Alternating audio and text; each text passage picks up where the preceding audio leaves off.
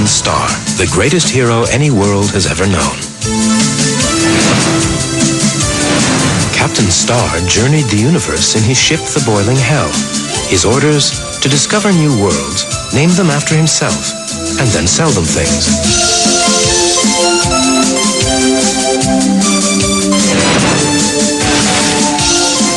One day, the Boiling Hell arrived at the ragged edge of the universe, where Captain Star and his crew, Navigator Black, Atomic Engine Stoker Limbs Jones, and First Officer Scarlet, waited for orders from Mission Control.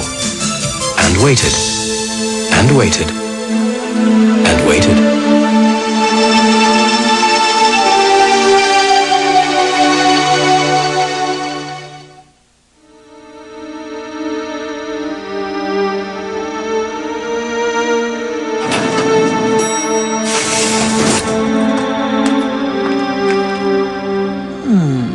Strange.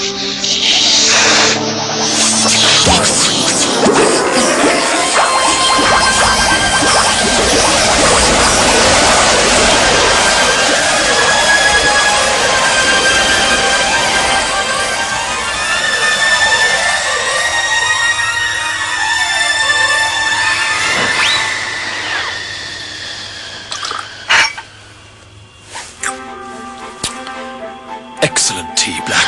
Oh, thank you, Captain. Good morning, Captain Star. Navigator Black. May I offer you fresh undergarments? Good morning, Jim Bob. Oh!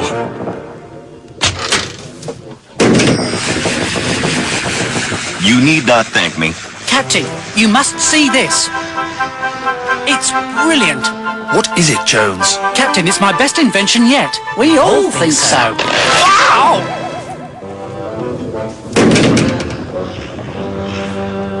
Behold, Captain, you too, Black Dad! What is that ridiculous-looking thing? The Jim Star Musical Mood Belt. Ridiculous name as well. Jones, what exactly does this thing do? I thought you'd never ask, Captain. I knew he'd ask. You never did. Easy to use, simple to fit. Look! What do you think you're doing? Get this off me! The mood belt detects the wearer's most powerful negative emotions, like anger or fear, irritation. Depression. Take this off me, Jones, right now, or I might become very angry. Wonderful, Black. Then the mood belt immediately surrounds you with powerful, mood-altering music.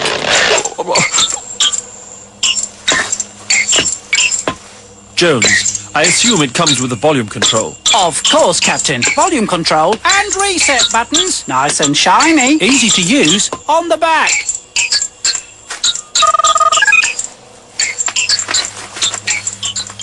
Captain, the strangest thing just happened with my mutant flowering thorny bush. Whoa! Jim Bob Bob, when I wish you to launder my underthings, I will hand-deliver them to you. Do you understand? I understand. You do not appreciate springtime fresh undergarments. Oh, Captain, they'll love these. On planet Jim Star 286, they're always in a bad mood. Might I suggest a tiny little sales trip? A sales trip? Intriguing idea, Jones. But we can't leave the planet. We must stay here and wait for orders. The captain's right, Jones. We must stay here and wait for orders. Actually, Captain, the ship is due for its 6-month in-flight checkup. True. And without the checkup, the warranty will lapse. But we're supposed to be waiting for... Silence! What's that sound? It smells and sounds like...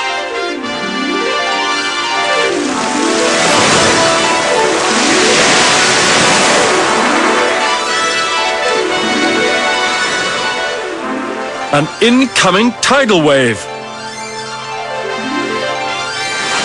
If I'm not mistaken, Captain, the tidal wave that just washed over us was in fact the traveling sea. Strange.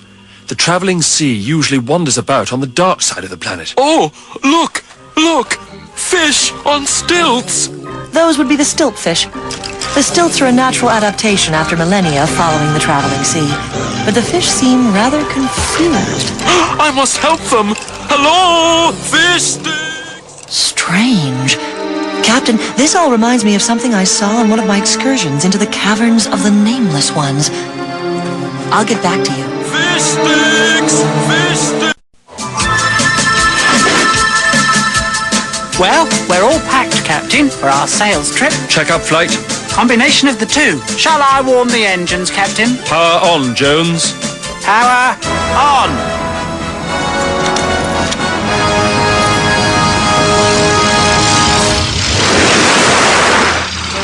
Jones, the salt water of the travelling sea has damaged some of the engine components. We must strip, clean, and lubricate. Yes, of course, Captain. Good thing we stripped the engine, Captain. The sluice gate is loose. Nothing worse than a loose sluice gate. Needs to be nice and tight. Quite. It's the sluice spring, Captain. It's loose too. Too loose. Because it's too used. No spring at all. A good soaking should tighten it up, Jones. Captain, look. They're just babies, and I've imprinted them. I'm their mother. They'll follow me anywhere.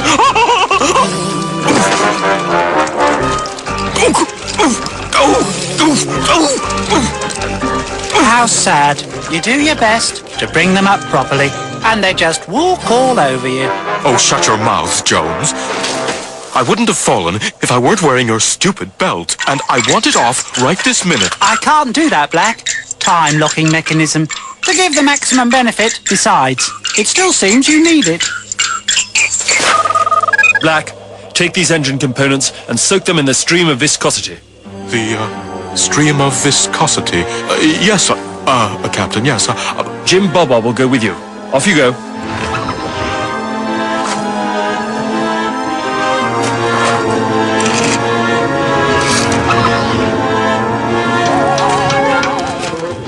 Here, Black, pay special attention to this spring for the sluice. It's loose because it's used.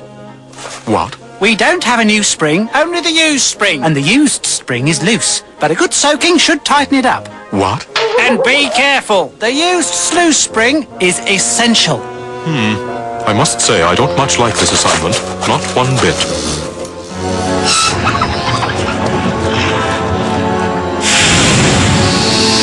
Oh, I don't like this. Fall into one of those blinking holes and you'll never be seen again. What did Jones say this thing was called? The useless spring.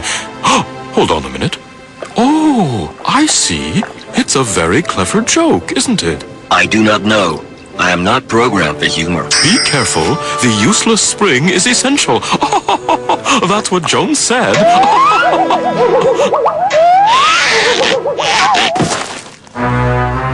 Now the essential useless spring will never be seen again. No, it will not.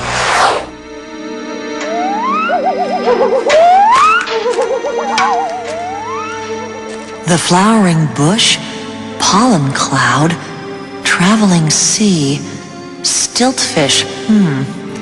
This indicates a very clear pattern, leading to apocalypse. And very soon, I really ought to inform the captain. Oh, dum-de-dum-de-hum-de-dum-de-hum-de-hum-de-hum. Here you go, Jones. Your precious components, all newly lubricious. But where's the spring? Oh, that? Well, we gave that to the captain. He's installing it now. What kind of fool does he take me for? I am not certain what kind. Oh. Power on, Jones. Power on, Captain.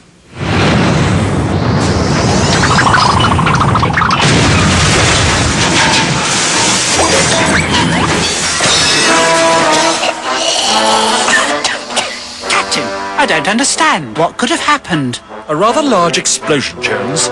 And the only reason for an explosion of that magnitude would be a missing sluice spring. But Navigator Black said he gave you the spring, Captain. And that you installed it. Then perhaps Navigator Black has an explanation. Well, you see, Captain, I thought Jones was playing a trick on me. I thought he said it was a useless spring. A used sluice spring. Well, you see how I could misunderstand. Not really, Black. Well, is the ship badly broken? It'll take hours to repair. When you give us the spring, the ship won't run without it. Oh, well, you see, I kind of threw it away, and it kind of fell into a blinking hole. What? We're stranded. Stranded forever. Well, at least we're sure to be here when our orders arrive. No reason to perspire excessively, Jones. Radio for a new spring. It will arrive in a few weeks.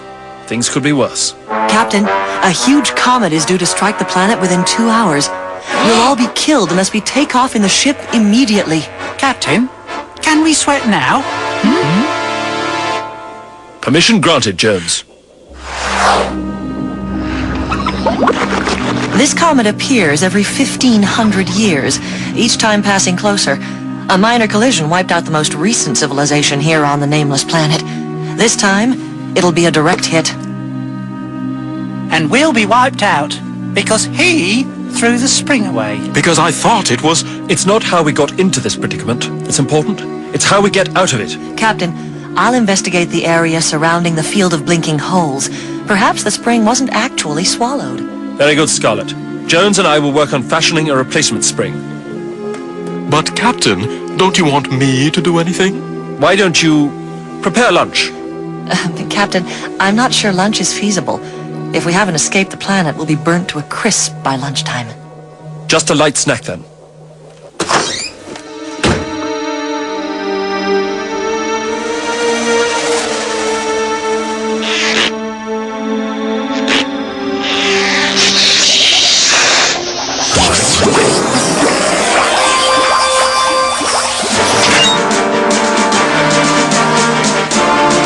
I think this replacement spring just might work, Captain. Of course it will.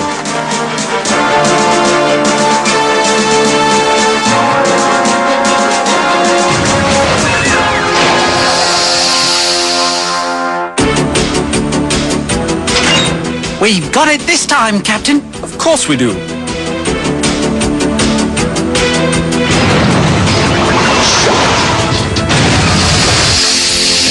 This adjustment should do the trick, Captain. Of course it will.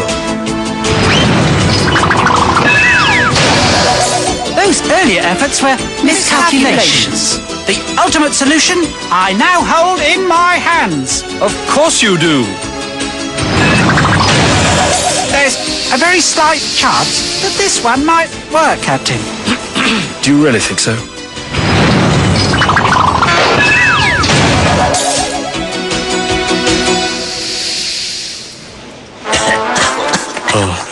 No luck? No luck. Unless you consider being blown up 10 or 11 times in a row lucky. How about that snack now?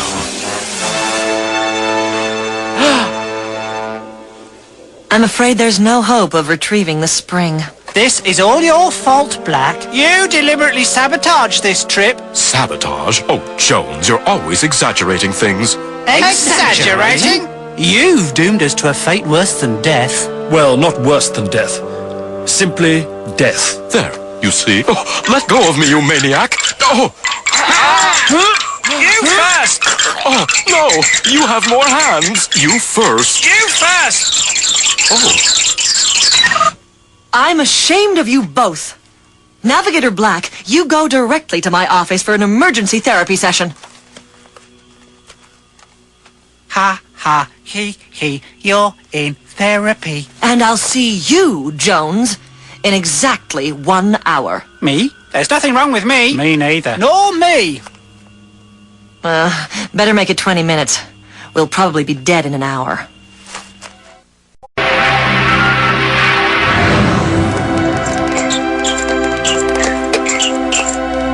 Do you want to know what I think? I think there's something very strange about Jones. We're not here to talk about Jones. Oh, this music is just so annoying. I want you to let your whole body relax. Release the tension. And the music will go away.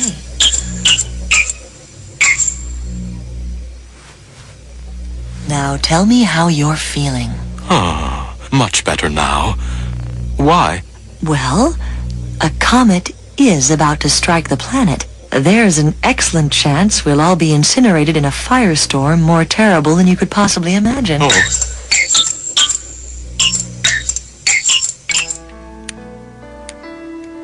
Do you want to know what I think? Well, of course she does. She's the therapist. Oh, this couch is very comfy. What was I? Where am I?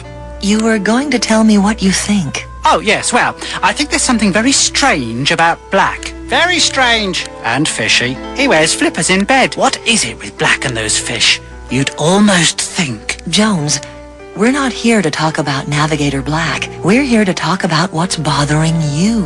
All right, well, that would be Black. Yes, Black. Black, definitely. His hair and his fish. Jones, please. I want you to tell me how you're feeling about our predicament.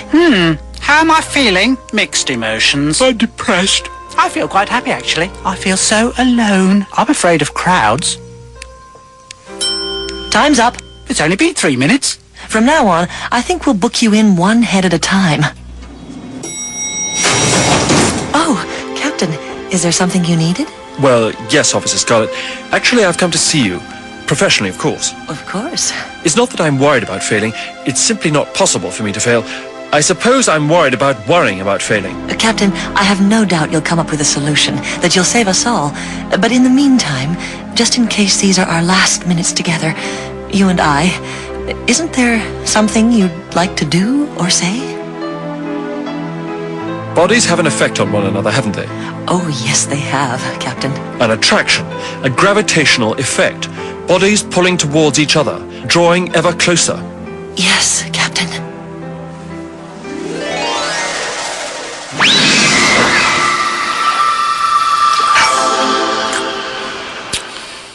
Excellent tea, Black. Oh, thank you, Captain. Isn't there something you'd like to say to me, Captain? Yes, there is. Then say it! You're a good man, Scarlet.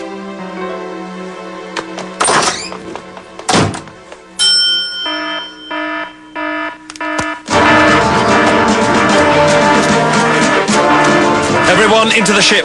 Quickly! This is our last chance.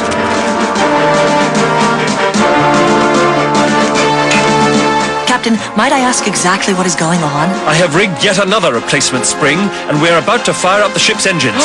Captain, that will only lead to another explosion. Precisely, Jones. Power on!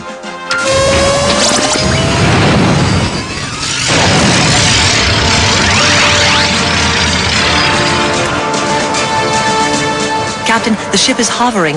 We're airborne. But the engines have died. How can that be? We're being kept aloft not by the ship's engines, Jones, but by the gravitational pull of the low-flying moon, which is bearing down on us this very second. I formulated this plan when I was alone with Officer Scarlet in her quarters. We were discussing bodies being attracted to each other. Captain, we are almost directly in the flight path of the low-flying moon and will be destroyed in a few moments, unless you have a further plan you haven't informed us of. Of course I have. Everyone to the nose, immediately! We should now be slightly off the moon's flight path, just enough for a very glancing blow to put the rest of my plan into motion. No, Captain. I'm afraid now we are directly in the path of the moon. We should be destroyed in approximately 20.45 seconds. Oh, I hate this thing. Of course, Black! The moon belt! That contraption must weigh 3 or 4 kilos, enough to throw off my calculations. I'll look after it for you, Captain. You mean you could have taken it off any time?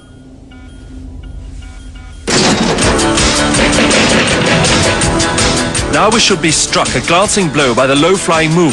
The moon will then interrupt the flight path of the comet, which is presently bearing down on us. The comet should be sent spinning off into space. Then we'll be saved, Captain. Assuming we survive the crash landing back onto the planet.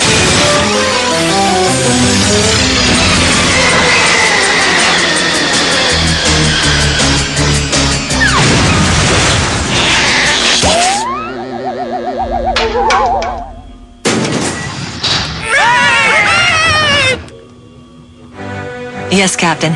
You saved us once again. I knew you'd do it, Captain. I knew it. There was never any doubt. Was there? Of course not, Jones. Excuse me, I've got to, get something. This calls for a celebratory change of undergarments. Jones, I want that robot reprogrammed at once. Oh, excuse me, won't you? They seem to be acting rather strangely. And walking strangely, too. Yes. Captain, I hate to bother you, but apparently there's been a small mistake. It seems that Jim Bob gave me your undergarments, and, well... I was wondering. I noticed these to be somewhat different from my usual undergarments. More like women's undergarments. Yes, Captain. I suppose you'll be wanting these back then. I found the thing! I found the spring thing! But how is that possible? It was virtually irretrievable. I'll tell you what happened. You see, Perhaps the impact of the ship's crash landing initiated a land tremor great enough to cause the blinking hole to spit the spring back up. yes, that's what happened. Brilliant, Captain. Well, yes. But then where is it, Black? Where is the spring? Don't worry, Jones. This time I've put it in a very safe place. Somewhere it's certain not to get lost. Navigator Black, you are long overdue for a change of undergarments. Wait!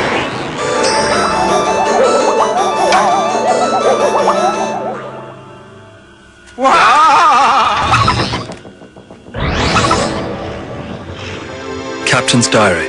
A rather uneventful day, slightly inconvenienced by atmospheric disturbances. On a personal note, I must say that I think I have come to understand Officer Scarlet a little better.